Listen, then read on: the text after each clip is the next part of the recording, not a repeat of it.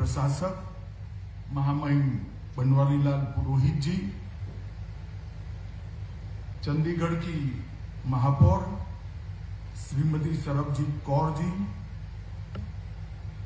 भारत सरकार के गृह सचिव श्रीमान अजय भल्ला जी, डीजीपी चंडीगढ़ श्री प्रवीण रंजन जी, प्रशासक महोदय के सलाहकार श्रीमान धर्मपाल जी, श्री नितिन कुमार यादव जी, डॉक्टर एस.जे. जुनैद जी और यहां पर साइबर स्वच्छता में अपना योगदान देने के लिए जुड़े हुए सभी साइबर सोल्जर भाइयों और बहनों और उपस्थित सभी भाइयों और बहनों, आज इतने सारे कार्यक्रमों का एक साथ यहां पर लोकार्पण भी है, शुभारंभ भी है। मैं 2 साल पहले चंडीगढ़ आया था। उस वक्त एक 20 मिनट के छोटे से भाषण में मैंने 8 बिंदुओं पर बात करी थी। मुझे इस बात का आनंद है कि आज 8 बिंदुओं पर कुछ न कुछ चंडीगढ़ पुलिस ने कर इसकी शुरुआत कर दी। सबसे पहले आग्रह किया था कि हाउसिंग सेटिस्फेक्शन रेशियो के अंदर बदलाव आना चाहिए। पुलिस के कर्मचारियों की जो ड्यूटी होती है वो सभी सरकारी विभागों में सबसे कठिन ड्यूटी है। मैंने राज्य में भी गृह मंत्री के नाते काम किया है और पुलिसिंग की कठिनाइयों को बहुत नजदीक से देखा है। एकमात्र सरकारी कर्मचारी ऐसा होता है जिसके ड्यूटी के घंटे निश्चित नहीं होते हैं, ना ओवर टाइम मिलता है। अहर्निश दिन रात समस्या के साथ जूझना पड़ता है। विपरीत छवि समाज जीवन में होने के कारण अनेक प्रकार की कठिनाइयों का सामना भी करना पड़ता है और कानून और व्यवस्था की परिस्थिति ऐसे समय में मैक्सिमम इसकी जरूरियात होती है जब पूरा देश और दुनिया आनंद और उत्साह के साथ अपने परिवार के साथ त्योहार मना रहा है। मानो होली है, उस दिन पुलिस कर्मचारी की ड्यूटी अनेक गुना बढ़ जाती है। रक्षाबंधन है, दीपावली है, लोहड़ी है, उसकी ड्यूटी अनेक गुना बढ़ जाती है। उसको अपने परिवार के साथ ये त्योहार मनाने की कभी भी इजाजत नहीं मिलती है। ड्यूटी उसको रोड पर लेकर आती है। काम के घंटे विपरीत होने के कारण सेहत पर भी असर पड़ता है। खान पान और एक्सरसाइज नियमित नहीं हो पाती है, इसका भी सेहत पर असर पड़ता है। ऐसे समय के अंदर परिवार की सुरक्षा और परिवार के साथ जितना भी समय पुलिस कर्मचारी बिता पाए, एक अच्छे माहौल में बिताए, वो बहुत जरूरी होता है।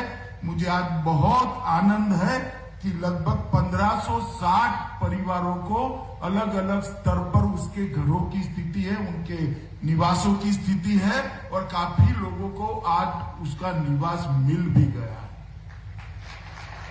और मैं निवास देखकर आया हूं। पुरोहित जी ने एक बहुत बड़ा ग्रॉस सर्टिफिकेट दे दिया कि बहुत अच्छा काम हुआ है, मगर मैं क्वालिटी के बारे में तो जरूर कहूंगा। मैं मेरी आंख से देखकर आया हूं। बहुत अच्छे निवास में आप सभी लोग रहने जा रहे हो। आपको नया घर मिल रहा है। मेरी अनेक अनेक शुभकामनाएं आपको है, क्योंकि आज आप एक प्रकार से नए जीवन की शुरुआत कर रहे हो। हाउसिंग सेटिस्फेक्शन रेशियो ये देश भर का पुलिस कर्मचारियों की एफिशिएंसी के साथ एफिशिएंसी बढ़ाने के प्रयास जितने भी है, इसमें बहुत महत्वपूर्ण पहलू है। न केवल महत्वपूर्ण पहलू है, महत्वपूर्ण चुनौती भी है। जब तक हाउसिंग सेटिस्फेक्शन रेशियो को आप नहीं बढ़ाते हो, पुलिस कर्मचारियों से अच्छे व्यवहार की और अपनी ड्यूटी के अच्छे निर्वहन की आप आशा ही नहीं रख सकते।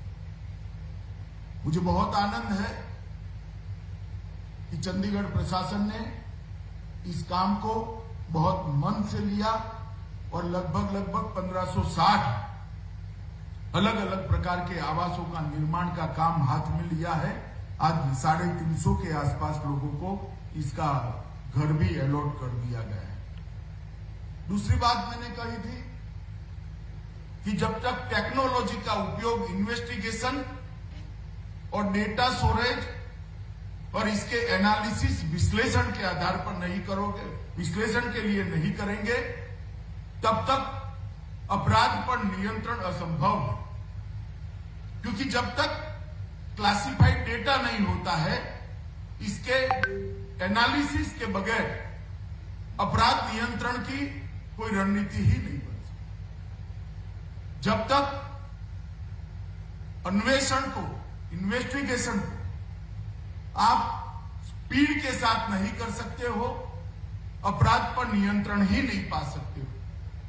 जब तक प्रोसिक्यूशन की प्रक्रिया साइंटिफिक एविडेंस के आधार पर नहीं करते हो, आप अपराध पर नियंत्रण नहीं पा सकते हो। जब तक प्रोसिक्यूशन की प्रक्रिया को ऑनलाइन मॉनिटर नहीं कर सकते हो, सुपरवाइजरी अथॉरिटी इसको ऑनलाइन मॉनिटर नहीं कर सकती है, इसको आप जल्द स्पीडी न्याय आप नहीं दिला सकते हो। और इस सब के बाद जेल को भी आप जब तक पुलिस के सारे पुलिस थानों के साथ नहीं जोड़ते हो, अपराध पर नियंत्रण नहीं ला सकते। ये सारी चीजें भारत सरकार ने आईसीजेएस के माध्यम से बहुत सारे ऑप्शन देश की सभी पुलिस के लिए रखे हैं। इसके अंदर सीसीटीएनएस है, जिसमें देश के 98% से ज्यादा पुलिस थानों को जोड़ लिया गया है। ई कोर्ट का एक मॉडल बनाकर दिया है, ई प्रिजन का एक मॉडल बनाकर दिया है, ई फोरेंसिक का एक मॉडल बनाकर दिया है, ई अभियोजन, ई प्रोसिक्यूशन का भी एक मॉडल बनाकर दिया है। और आईसीजेएस के माध्यम से इस सब को जोड़कर इसको थाने तक उपलब्ध कराने का काम भारत सरकार के गृह मंत्रालय ने मोदी जी के नेतृत्व में किया है। मगर ये सारी योजनाएं और सारा डेटा अगर नॉर्थ ब्लॉक में या एनसीआरबी में पड़ा रहेगा तो क्या फायदा है? डेटा का एनालिसिस तो राज्य स्तर पर या संघ प्रदेश के स्तर पर करना है। इसके आधार पर पुलिस की वार्षिक रणनीति बनानी है कि हमारे प्रदेश में कौन से क्राइम को ज्यादा तवज्जो देने की जरूरत है, हमारे प्रदेश में कौन से क्राइम की मॉडस ऑपरेंडी क्या है, ये तय राज्य स्तर पर कर रहा है। और मैं राज्य स्तर से भी नीचे जाकर पुलिस स्टेशन स्तर पर भी करना है कि हर पुलिस स्टेशन में अपराधों का प्रकार, अपराधों का नेचर और अपराधों की संख्या, ये तीनों अलग अलग होती है। और वो तभी हो सकता है जब पुलिस थाने तक आईसीजेएस को हम पहुंचाएंगे। आज मुझे बहुत आनंद है कि इस पूरी प्रक्रिया को चंडीगढ़ पुलिस ने पूरा कर सभी ई फॉर्मेट्स को आईसीजेएस के माध्यम से चंडीगढ़ की जनता की सेवा में यहां पर लागू किया है। एक एकीकृत शिकायत निवारण प्रणाली भी आज जारी की है। इसके माध्यम से ये जो हमारे साइबर सोल्जर है, वो साइबर स्वच्छता के साथ साथ इसको भी पॉपुलर करेंगे, इसका मुझे विश्वास है।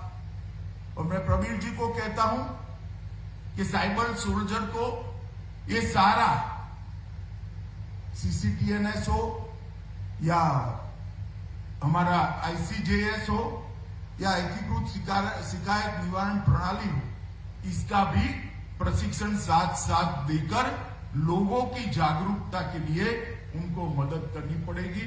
क्योंकि EFIR रजिस्टर करने की तो आपने शुरुआत कर दी, मगर जब तक लोगों को मालूम नहीं पड़ेगा कि पुलिस थाने गए बगैर, अपना 1 घंटा बिगाड़े बगैर FIR रजिस्टर हो सकता है, वो कैसे करेंगे। और मैं इस सभी साइबर सोल्जर को भी निवेदन करना चाहूंगा कि आप इस सारी सिस्टम का एक थॉरली स्टडी कर इसको पॉपुलर बनाने में चंडीगढ़ प्रशासन की मदद करें। नॉलेज किसी भी क्षेत्र का हो, भविष्य में आप किसी भी क्षेत्र में काम करेंगे, नॉलेज के लिए किया हुआ परिश्रम कभी भी विफल नहीं जाता है, एक व्यक्तित्व को बहुआयामी बनाता है।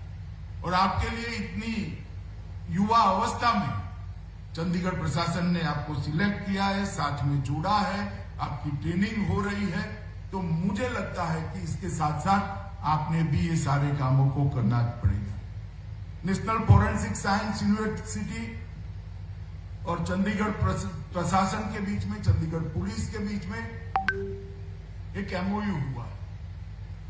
मेरा शुरू से आग्रह है और मैंने पुलिस कांग्रेस में कई बार कहा है कि जब तक फॉरेंसिक एविडेंस के आधार पर प्रोसिक्यूशन की प्रक्रिया नहीं होती, दोष सिद्धि के दर को आप सुधार नहीं सकते। और इसके लिए बहुत जरूरी है कि 6 साल से ज्यादा जिसमें सजा है, हम आने वाले दिनों में IPC CRPC एविडेंस एक्ट के अंदर सुधार करने जा रहे हैं। इसमें इसका प्रोविजन करेंगे, परंतु मैन पावर कहां से आएगा? ना देश के पास इतना फॉरेंसिक के क्षेत्र का ट्रेन मैन पावर है, न इसकी सुविधाएं खड़ी है।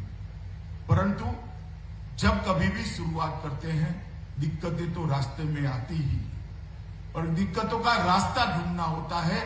दिक्कतों से रास्ता बंद हो गया है, ऐसे सोचते हैं तो कभी आगे नहीं बढ़ सकते। देश के प्रधानमंत्री नरेंद्र मोदी जी ने नेशनल फॉरेंसिक साइंस यूनिवर्सिटी की स्थापना की है और एक सभी राज्यों में, सभी क्षेत्रों में अपने कॉलेजेस को, एफिलिएटेड कॉलेजेस को खोलने वाला है। और तब एक बहुत बड़ी मात्रा में मैन पावर उपलब्ध होगा और फिर हम कानूनन ये कर सकेंगे कि 6 साल से ज्यादा जिस भी दफा के अंदर सजा है, उस सब में साइंटिफिक एविडेंस को हम कंपलसरी करेंगे। परंतु अभी चंडीगढ़ प्रशासन ने नेशनल फॉरेंसिक साइंस यूनिवर्सिटी के साथ एक समझौता किया है, जिसके तहत, इस समझौते के तहत एक train man power Chandigarh police को मिलेगा।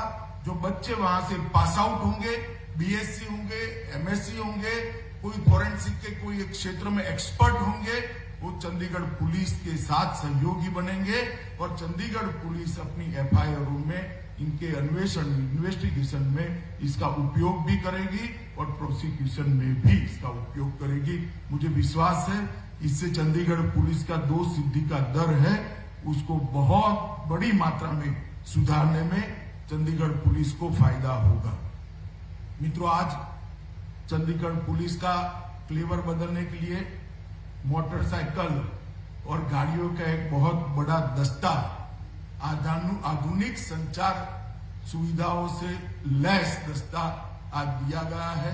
चंडीगढ़ जैसे छोटे सम प्रदेश के अंदर ये दस्ता जब घूमेगा, तब मुझे विश्वास है चंडीगढ़ के लोगों में विश्वास के वातावरण की निर्मित होगी और इससे पुलिस पर का भरोसा भी बढ़ेगा और पुलिस को अप्रोच करने का विश्वास भी बढ़ेगा। मित्रों, आज सुबह से मैं चंडीगढ़ में हूं, कई सारी चीजों का आज लोकार्पण हुआ है।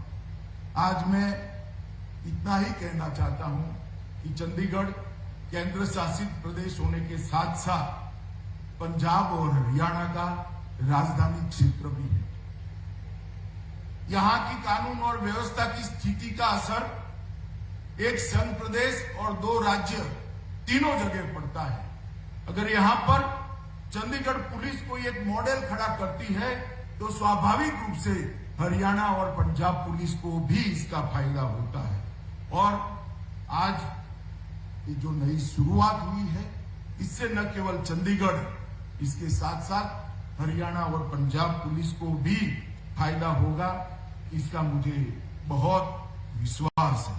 मित्रों, मैं अमाउंट में जाना नहीं चाहता, परंतु कुल मिलाकर लखनऊ में राजेंद्र नगर स्थित 125 करोड़ से ज्यादा राशि आज चंडीगढ़ पुलिस को अपग्रेड करने के लिए खर्च हुई है और वो सारों का लोकार्पण आज किया गया। 125 करोड़ की राशि संघ प्रदेश में, इतने छोटे प्रदेश में 125 करोड़ की राशि, जिसमें हाउसिंग के प्रोजेक्ट भी है, फोरेंसिक साइंस को अपग्रेड करने की व्यवस्था भी है और कई सारे इनिशिएटिव भी आज लिए गए हैं।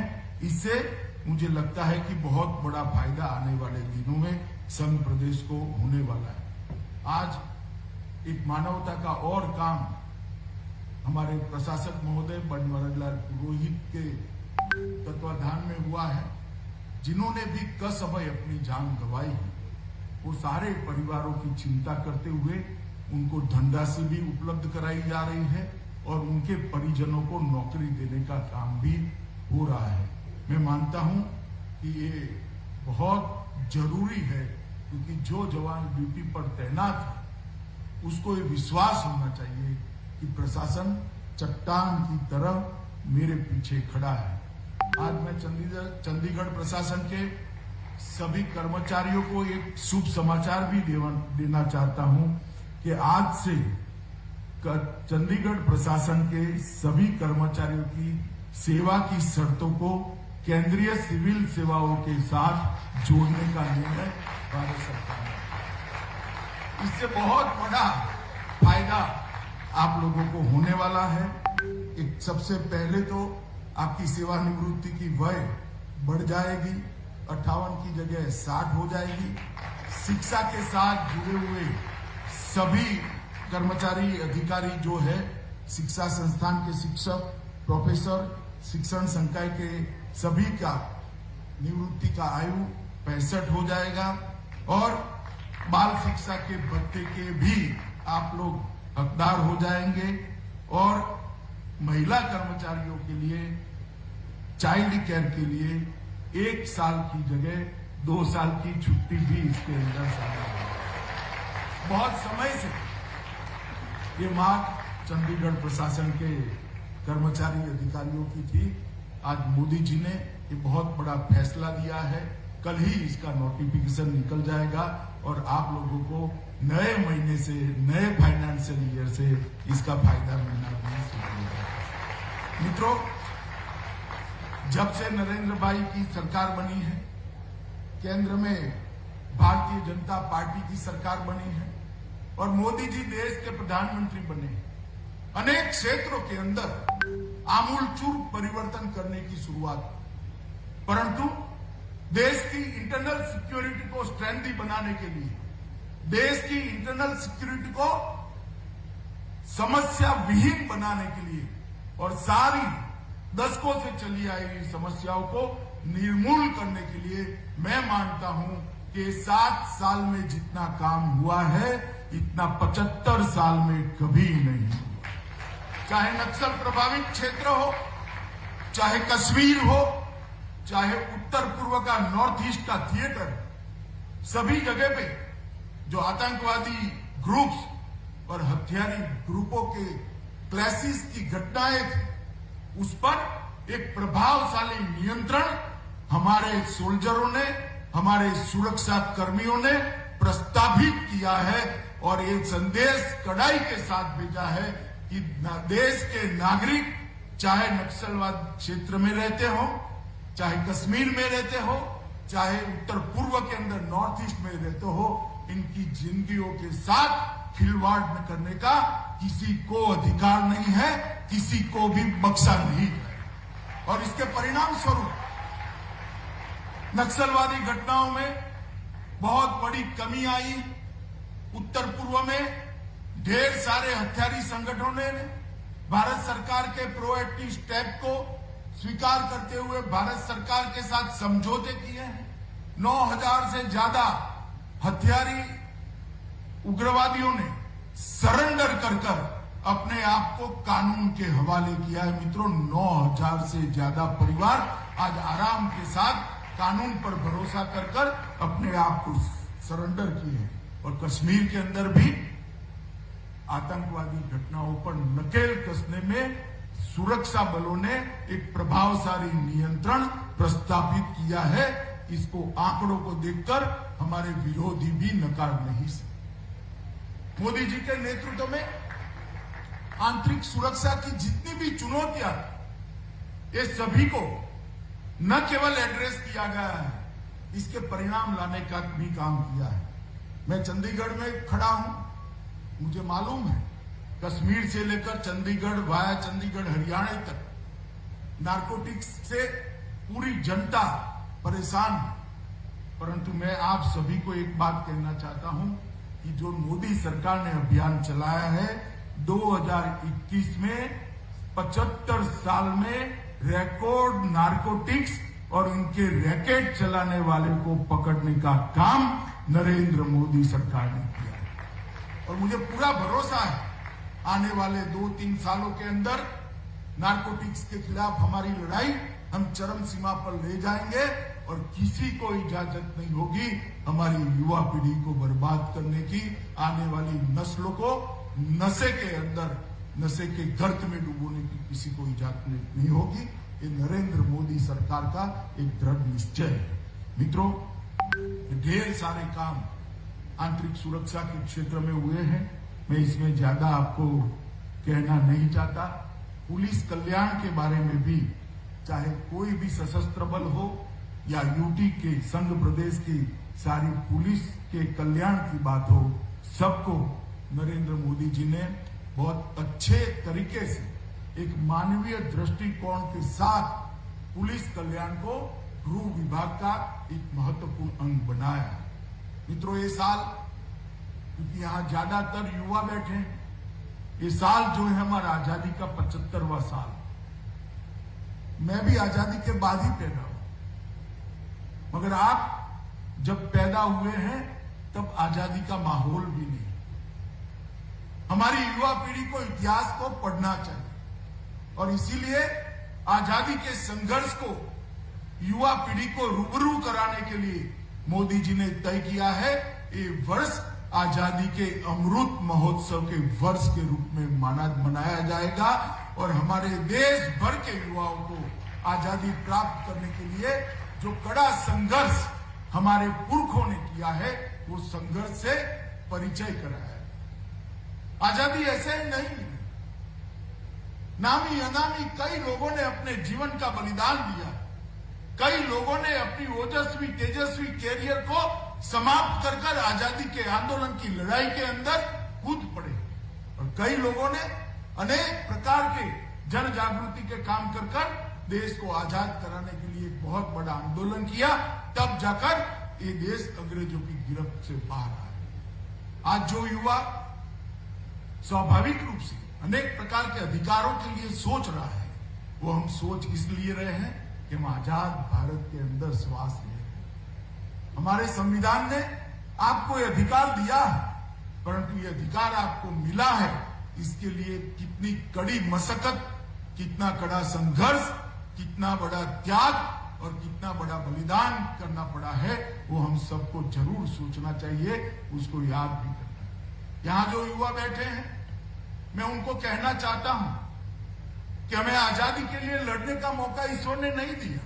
कैसे लड़ सकते हो? देश आजाद हो गया। हम सबका जन्म ही आजादी के बाद हुआ है, मगर देश के लिए मरने का मौका भले न मिला हो, देश के लिए जीने का मौका ईश्वर ने हमें जरूर दिया है और वो आजादी के अमृत महोत्सव के माध्यम से हर एक युवा तक पहुंचाने का लक्ष्य। और इसके साथ साथ मोदी जी ने हर क्षेत्र के अंदर 75 वर्ष के इस वर्ष में, आजादी के अमृत महोत्सव में, इसको संकल्प वर्ष का नाम दिया है। हर क्षेत्र अपने संकल्प तय करे, हर व्यक्ति अपने संकल्प तय करेगा और देश की जब शताब्दी मनाई जाएगी तो करोड़ों संकल्पों का ये संपुट देश को महान बनाकर, एक महासत्ता बनाकर दुनिया के अंदर गौरवपूर्ण स्थिति में प्रस्तावित करे। मित्रों, छोटी छोटी चीजें मैं उदाहरण के लिए देता हूं। कई लोग मुझे कहते हैं कि हम व्यक्ति के नाते क्या कर सकते हैं, नागरिक के नाते क्या सकते। बहुत सारे युवा बैठे, क्या हम कोई एक संकल्प ऐसा ले सकते हैं जो हमारे देश के वातावरण को और अच्छा करेगा? जैसे एक छोटा सा बच्चा भले 6 साल का हो, अपनी मां की प्रेरणा से संकल्प कर सकता है क्या कि मैं मेरी थाली में जूठा अन्न मेरा पूरा जीवन नहीं छोड़ूंगा, पूरा खाना मैं खाऊंगा, इतना ही लूंगा जितना खाना है। क्या यहां बैठे हुए युवा तय कर सकते हैं हम ट्रैफिक के नियमों का कभी उल्लंघन नहीं करेंगे? क्या हम जीवन में प्रण कर सकते हैं कि भारत के संविधान ने और विधायिका ने बनाए हुए किसी कानून को नहीं तोड़ेंगे? आप कल्पना कर सकते हो 130 करोड़ लोग अगर ये संकल्प लेते हैं तो 130 करोड़ संकल्पों का ये संपुट हमारे देश को कितना आगे ले जा सकता है। एक कल्पना लेकर इस संकल्प के वर्ष के अंदर हमने संकल्प लेकर देश के लिए जीने की शुरुआत करनी चाहिए। इसी तरह से हर प्रशासकीय इकाई, छोटी सी नगर पालिका हो, म्युनिसिपल कॉर्पोरेशन हो या चंडीगढ़ प्रशासन, हर क्षेत्र के अंदर अपने लक्ष्य तय करने चाहिए। 25 साल में हम कहां जाकर ठहरेंगे? अगर ये लक्ष्य हम तय कर लेते हैं तो जब आजादी की शताब्दी मनाई जाएगी तब ये सभी इकाइयां जो संकल्प सिद्धि करेगी, ये आजादी का अमृत काल जो है 75 से 100 साल का, ये हमारे लिए परिश्रम की पराकाष्ठा का एक समय होना चाहिए। हम सब भारतीयों का परिश्रम भारत माता को विश्व में सर्वोच्च स्थान पर आरूढ़ करे, बिठाए, इस प्रकार के भारत की कल्पना हमें करनी चाहिए। मित्रों, आज मैं चंडीगढ़ प्रशासन को भी कहना चाहता हूं कि हर क्षेत्र में प्रशासन 25 साल का एक संकल्प बनाया जाए, 5-5 साल की कार्य योजना बनाई जाए और इसके रिव्यू की, ईयरली रिव्यू की, पहले 5 साल में ये करना है, इसका ईयरली रिव्यू की एक योजना बनाई जाए। तो 100 साल के बाद जब देश की शताब्दी जो भी मना रहा होगा, जो भी लोग होंगे, हम तो नहीं होंगे युवा मित्रों, आप लोग जरूर होंगे। जो लोग बनाते होंगे वो सभी को एक उन्नत मस्तक के साथ विश्व के अंदर खड़ा रहने का मौका मिलेगा। मैं आशा करता हूं आप सभी लोग कानून और व्यवस्था को सुधारने की इस प्रक्रिया से जुड़े हैं। वो सभी लोग एक संकल्प लेकर अपने व्यक्तिगत जीवन में भी हमारे समाज में, हमारे देश में एक नई ऊंचाई प्राप्त हो, इसके लिए प्रयासरत बनेंगे। आज जिन लोगों को घर मिला है, जिन लोगों को नौकरी मिली है, वो सभी लोगों को बहुत बहुत शुभकामनाएं देता हूं और आपका जीवन आगे का शुभ हो, इसकी ईश्वर प्रार्थना भी करता हूं। और चंडीगढ़ प्रशासन के सभी कर्मचारियों को भारत सरकार के साथ जुड़ने के लिए ढेर सारी बधाइयां। वंदे मातरम। भारत माता की जय।